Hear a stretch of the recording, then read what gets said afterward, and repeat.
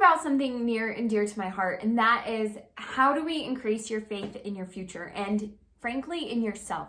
Because as a teenager, this was the number one issue that I struggled with, because I just felt like my future had no promise, and that if I didn't do this and this and this, that I would just be a nobody. And like, there was so much pressure on this future I was creating. And I frankly had very little hope in it at different points in my high school career. So I want to talk you through my best tips on helping you have more faith in your future and more faith in yourself as a teenager.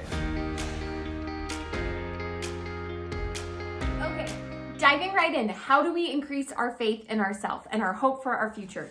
First and foremost, I want you to start to pray for direction. Now, before you tune me off, yes, I'm religious. You don't have to be. Honestly, I hope that you have faith in God, because it's a grounding safeguard for teens, and all these studies that they've done that faith helps teens have more faith in their future. But hey, if that's not you, I hope that you can just have this general attitude of thanking the universe, thanking God, thanking what you believe in, and just saying help me. I'm open to suggestion. I'm open to ideas. I'm open to feeling more hope and faith and excitement about my future. I know that sounds funny, especially for those of you that aren't necessarily quote unquote religious, but I just want you to start to open yourself up to that help and that guidance and that hope, and look for it all around you. Because whether or not you're praying to God or whoever you believe in as that higher power, we want to open ourselves up for that direction. And that's what this tip is all about. This is not about me saying you should be religious and you should, be the same faith that I am. No, let's just open ourselves up. Let's pray for direction. Let's look for more hope in our lives. And it starts with asking for it. The second step on your journey of having more faith in your future and in yourself is to realize that you don't have to have a no-hole plan. So a lot of teens that I talk to and that I coach, they're just but Abby, I don't know what I want to do. I don't know what I want to be. I don't know if this is going to work out. What if I never become a Broadway star? What if I never pass that AP test? What if I never get into college? What if? And my thing to that is just address it and just say, oh, okay, these things might happen, but I'm still going to shoot my shot. I'm still going to go towards these goals, because this idea that we have to have a perfect plan and that our future has to be clearly designed and spelled out for us is a fallacy. It's a wrong idea, because it doesn't matter if you're 13 years old or 33 or 73. Our future isn't set in stone. There's not a map that you're going to pull up and say, well, I know for 100% sure that I'm going to get this job, or that I'm going to pass this class, or that this career is going to work out for me. Life ebbs and flows and changes. And so I want to invite you, just throw off that expectation that you have to have a no-hole plan about your future. You can totally have holes in your future. So as a teen, if your life sounds like this, you're on the right track. Hey, so Abby, talking through my life plan with you. I would like to go to college, study something I'm interested in, meet somebody, maybe get married, and, be really happy in life. Okay, do you see how many holes are in that plan? What college do I want to go to? What do I want to study? Do I want to work in this career? Do I want to work in this trade profession? What if I don't meet somebody? Blah, blah. But hey, it's pointing us in the right direction, right? Because that's a plan we can work off of.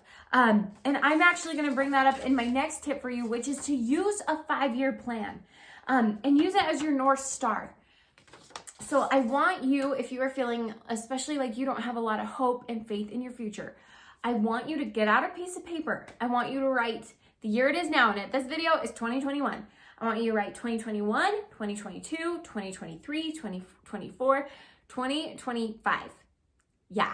And I want you to write, each one kind of gets their own column on your page. And I want you to write how old you are now, how old you're going to be next year, how old you're going to be in 2023, 2024, 2025, because that will help you get some perspective. And then I want you to write down what you want to be doing. So what are you going to do this year? Okay, now that you've got that, you can probably easily fill out what you want to be doing next year. Okay, it's going to get a little bit harder. What do you want to be doing in 3 years? What do you want to be doing in 4 years? And what do you want to be doing in 5 years? And guess what? There's going to be massive holes in that plan. There's going to be massive generalized statements like, I want to be in a relationship. I want to go to college. I don't want to go to college, right? I want to have a lot of money, right? There's going to be these massive statements, and then there's going to be some really specifics like, hey, well, I want to go on a really cool senior trip in 3 years. Or, hey, I want to take my AP test this year and pass it. So there's going to be some specifics and there's going to be some ambiguous goals on there. But we're going to use that as our North Star. And it's okay if we have big holes in our plans, as long as you know the direction you're headed. Okay, you've got your 5-year plan. You have some goals in mind for your future. That's super important. And if you need videos on this, I've got tons on my channel, because as a teen, you should have goals. You should have goals 5 years out from right now. You should have goals for this year and everything in between. Because I'm a believer that high school's got its ups and downs. And when we're at our downs, we need those goals to remind us that we have life outside of high school and life outside of our problem right now. And so you've got those goals, and now I want you to start working on this tip, which is to build your I can too muscles. So this is actually a skill that I just stumbled on in high school, and it changed my life.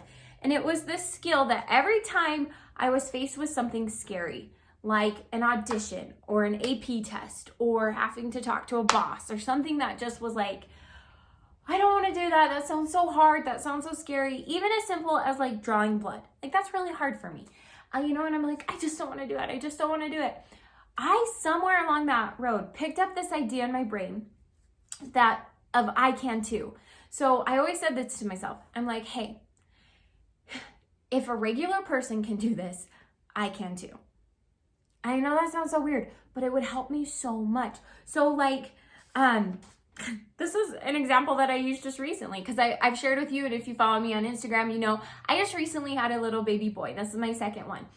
And the first time I was going into labor, I was so scared. And I just was like, I can't do this. This is really scary. And I don't know if I'm strong enough. And I don't know if I'm brave enough to get an epidural. And what about those big needles and everything could go wrong. And I stopped myself and I said, hey, millions of women around the world have given birth. And guess what? I'm no different than them. And if they can do this, I can too. And it has given me so much strength. And I used to say that to myself in high school. Obviously not about having babies, but just oh my gosh, I'm so stressed about this AP test and it's more than I can handle and I want to throw up and I just don't think I can handle one more day of the pressure and the studying and the teacher telling me this is so important and you better eat eggs for breakfast so you'll be smarter, blah, blah, blah. I can't handle that. And then I would stop and say to myself, okay, hundreds of kids around the world take AP tests every day and they pass them and some fail them, but they do the test and they survive it. And if the regular person, if an average AP student just like me can take this test and pass it, I can too. So I want you to start to say that to yourself. I want you to start to rely on this I can too statements of saying, hey, if hundreds of kids around the world audition for the musical and I know I'm scared, but if they can do it, I can too. Okay, this tip I needed so desperately in high school, and my poor mother tried to give me this tip so many times. So I'm giving it to you and I just want you to listen this time, unlike me. And that is to put exciting things ahead of you. So I'm a go-getter. I'm somebody that's very intense. I'm somebody that's very set a goal, I'm going to it. Hence life coaching and being a YouTuber, right? But sometimes I have the tendency just personally to get a little too intense and a little too off the scale of go, go, go, do, do, do. It's never good enough. And so something that my mom had to help me with and that I still try to balance today is I try to balance fun and exciting and wonderful things ahead of me just as much as I have rewarding and goal and hard things ahead of me. So if this is you right now in high school and you are a teen really struggling with faith in yourself and faith in your future, I want you to start to plan and put wonderful things ahead of you. And you're going to start small and work out. So I want you to schedule something this week, small, easy, free, that you can just do with you no matter what, that you really look forward to this week. So maybe for you, that's taking a nap. Maybe for you, that's going to the library and picking out a book that you've wanted to read and giving yourself permission to just read and just have that moment and to like, just go and do that thing. Maybe for you, this is scheduling a really fun date with your boyfriend because you haven't had time to hang out. Maybe for you, this is going to the pool and just chilling.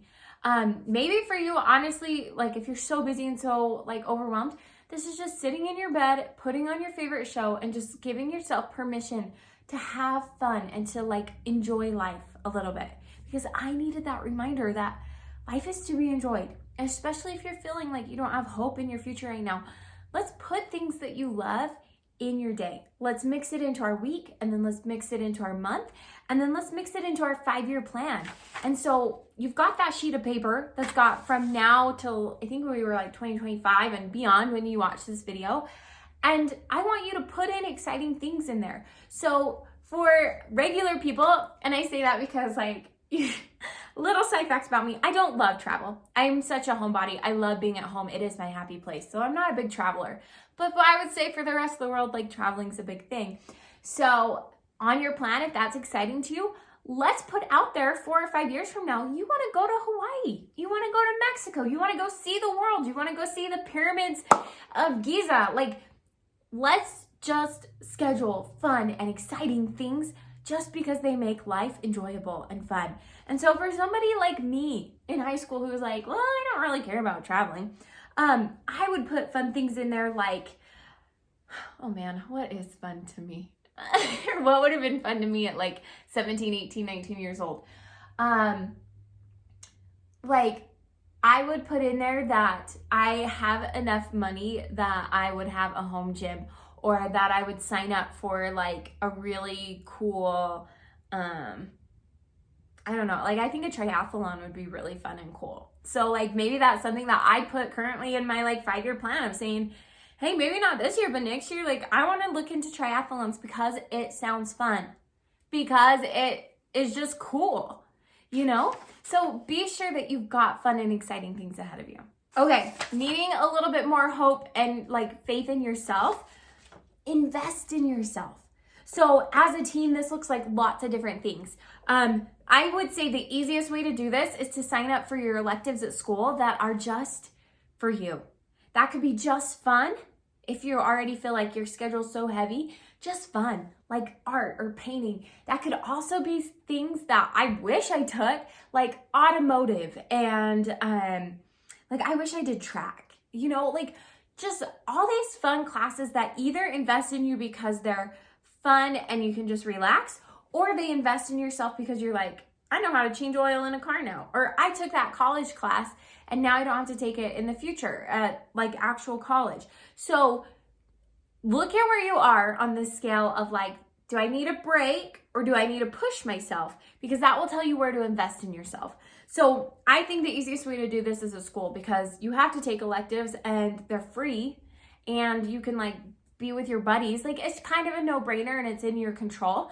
I also would encourage you, if you have the funds, the resources, and the time, to invest in yourself in other ways, like music lessons or voice lessons or dance or an instrument, or trying a new job, shadowing somebody on a skill that they have, doing something that you've always wanted to do that's going to build you as a person or build your skills, because that effort will never, ever, ever be wasted. One of those ways, honestly, I feel like if you're somebody watching this video, investing in yourself by your personal development, watching videos like this, and learning these life skills that are going to help you your whole life, helps you to feel more confident and like you can actually offer something to your future, which is a lie that your brain tells you of like, oh, your future's not going to be good because you can't do this and this and this.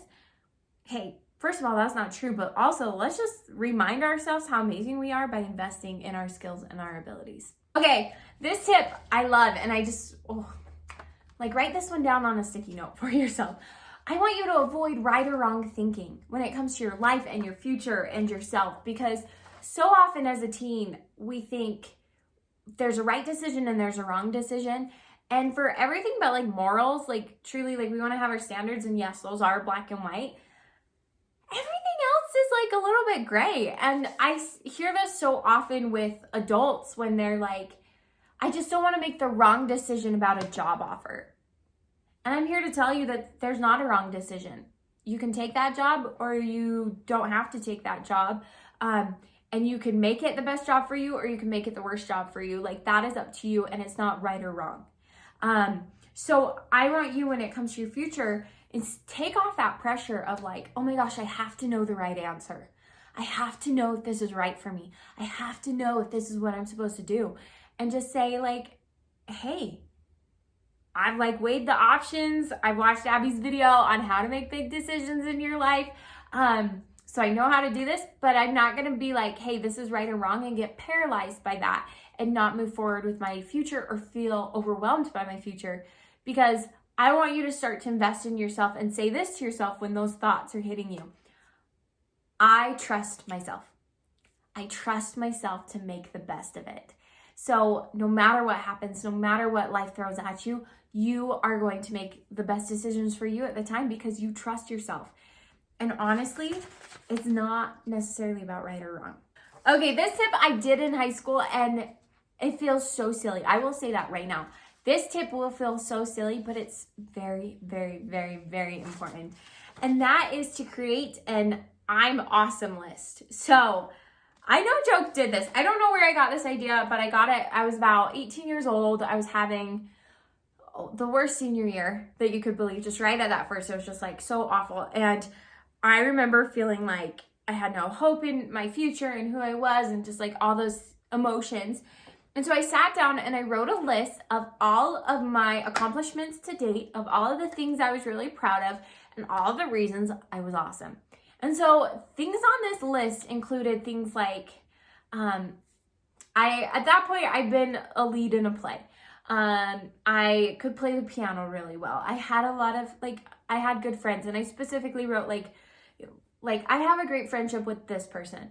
I wrote, I've earned this much money. I've done all these things. And honestly, you would look at my list and be like, okay, those are pretty average things. But they reminded me that I'm strong and that I'm capable and that I could do hard things. And things on my list were like, I got over this awful situation, or I was the person that they picked to be the leadership for this, or I was seminary class president, right? I just wrote down all these things that when I read them, they made me feel good. They reminded me who I was. They reminded me of what I'd accomplished. And I folded this little list up. I didn't show it to a single soul, and I put it in my wallet. And every now and then when I was just down on myself and feeling like, I'm not worth it.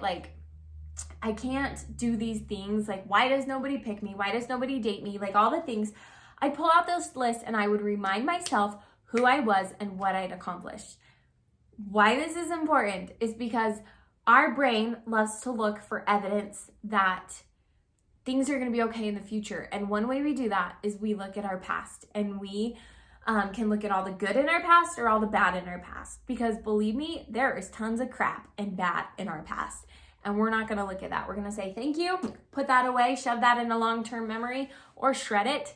But I'm going to focus on all the amazing things I've done with my life to show my brain and calm it down and say, hey, don't worry about my future, because look at what I did to the past and look how amazing I am now. I did that on my own without trying very hard. I'm going to get my life together. I'm going to set goals. I know what I'm after. And you just watch, brain. You just watch how amazing I'm going to make my future. And having a list of all the amazing reasons that you are phenomenal helps your brain to relax and say, okay, you really do got this, and you are going to create an amazing future. Okay, babe, some of those tips are more like you can do them this afternoon, and some of those you're going to have to work on in your long-term game and mindset thinking. But I want you to know that these tips really will help when it comes to having more faith in yourself and your future as a teenager. So I hope this video helped you out. If you have a question about these tips or want to leave some words of encouragement down below, please comment.